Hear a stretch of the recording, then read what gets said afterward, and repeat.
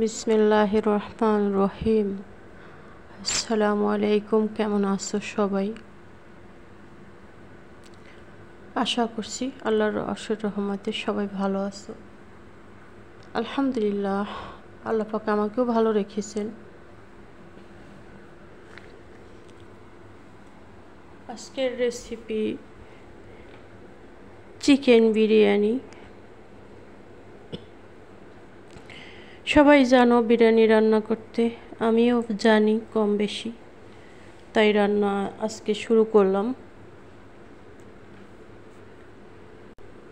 তো প্রথমেই যে কাজটা করব, পেঁয়াজ বেরেস্তা করতে হবে। তো আগে কিছু বিরিয়ানির জন্য আলু ভাজি করব। আলুটা সুন্দর করে ভেজে নেব।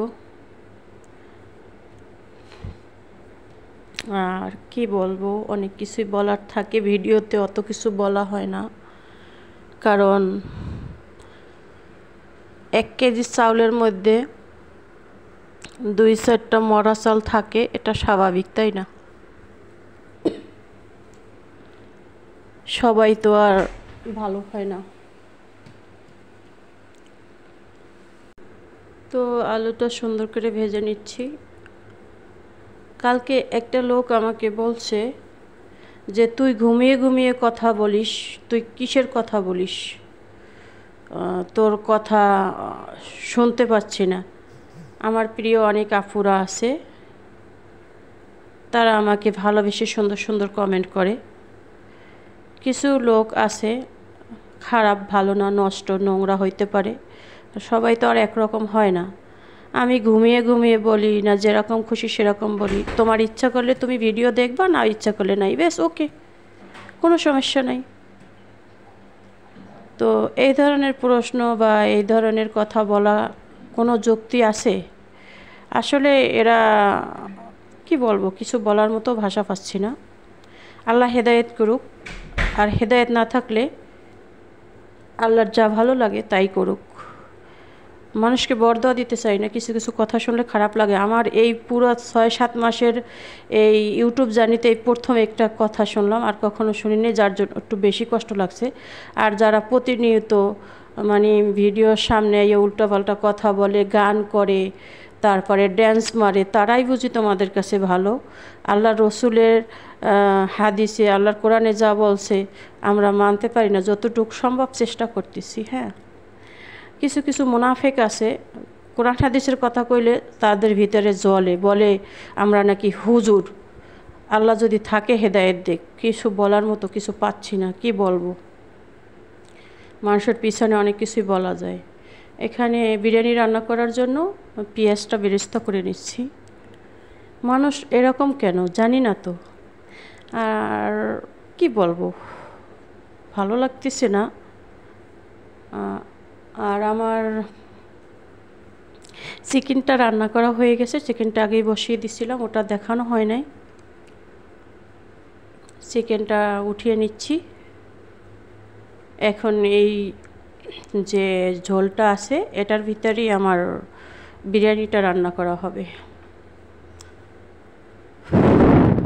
সব আপুদের, যারা আমার প্রিয় আপুরা আছে, সবাই সুন্দর সুন্দর কমেন্টস করে, এত বেশি দোয়া করে, ভালো লাগে শুনলে। কিন্তু হুটহাট করে একজন আইসা যদি উল্টো কথা বলে, ভালো লাগে না, কি বলবো, যার জন্য এগুলি বলছি। সবাই ক্ষমা সুন্দর দৃষ্টিতে দেখবা প্লিজ। তো আমার পেঁয়াজটাও বেরেস্তা করা শেষ হয়েছে, এখন আমি উঠিয়ে নেব। কিছু কিছু সময়ে অনেক কিছু কথা বলার থাকে, কিন্তু বলা যায় না, বলতে ইচ্ছা করে না। আমার এক আপু কালকে বলছিল যে ভাই বোনের সম্পর্ক জানি কখনোই নষ্ট হয় না, সব ভাই বোনের উদ্দেশ্যে বলছে। আপুর কথাটা শুনে কালকে অনেক কষ্ট লাগছে, কারণ আসলেই তো ভাই বোন, বিয়ে শাদির আগে ভাই বোনের সাথে কী একটা সুন্দর সম্পর্ক ছিল, সেই সম্পর্কটা যখন নষ্ট হয়ে যায়। আসলে কালকে আমি সেই আপুর নামটা আমার পুরো খেয়াল নাই, মানে ভিডিওর কথাটা শুনে আমার চোখে পানি চলে আসছে, যে আসলে এরকম সমস্যা সবার ভিতরেই আছে। সবার মানে সবাই এরকম হয় না, হয়তো কিছু মানুষ আছে যে বিয়ে শাদী হলে কি হয়েছে, সবাই তারপরও ভালো সম্পর্ক থাকে, রাখে। কিন্তু অনেকের ভিতরে এরকম আছে, যেটা আমার ভিতরেও আছে, যে আগে কি ছিলাম আর এখন ভাই বোনের সাথে কি সম্পর্ক, মানে আগের মতো ওই ভালোবাসাটা নাই। আছে যেটা, সেটা হয়তো বা দায়িত্ব বোধ করে যার জন্য, কিন্তু আগের যে একটা মোহাব্বত, আগের ভালোবাসা, আরে ভাই বিয়ে শাদী করলে কি সব শেষ হয়ে যায়? ভাই বোনের মা বাবার মোহাব্বত, কষ্ট লাগলেও কিছু করার নাই। আর এই সাইডে আমি আবার পেঁয়াজ কাঁচামরিচ দিয়ে দিছি। আমি একটা তরকারি রান্না করব। আর এখানে তো জানা কথাই, আমাদের বাংলাদেশের মতো যে এরা সবসময় শাক সবজি এই সেই, এটা সবসময় খায় না, ভবিষ্যতে 2-1 দিন খায়। বেশিরভাগই মুরগি, ছাগলের গোস্ত কাও, খাসির গোস্ত কাও, ওইটা আর হচ্ছে গরুর মাংস, এগুলোই বেশি খাওয়া হয়। পাস্তা খাওয়া হয়, রুটি খাওয়া হয়, এরকমেরই রান্নাবান্না এখানে চলে। কিন্তু আমার মতে আমি রান্না করি, কারণ এদেশে যা খায় তা তো আর আমি সবটাই খাই না। আর যা যা খায় অনেক মানুষের তা খাইতে পারে, অনেক লোক আছে, আমাদের ফ্যামিলির এখানে লোক আছে, ওরা খাইতে পারে, কিন্তু আমি কিন্তু খাইতে পারি না। খাইতে পারি না এটা বললেও ভুল হবে, খাইতে পারি কিন্তু খাই না। যে আমার ঝাল ঝাল খাওয়াটা বেশি ভালো লাগে, কারণ যেহেতু ছোট থেকে বড় হয়েছি জাল খাইয়া, জালটাই অনেক পছন্দ।